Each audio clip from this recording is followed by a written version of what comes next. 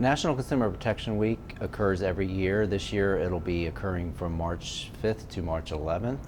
And basically it's a coordinated effort with consumer agencies across the U.S. to provide people with information on consumer rights, as well as help them make informed decisions on consumer-related matters.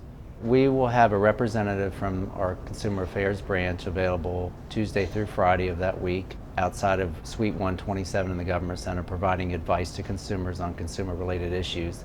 Furthermore, we have several seminars going on that week in the Government Center on buying a new TV and trends in viewing TV, as well as information on identity theft and why credit reports matter.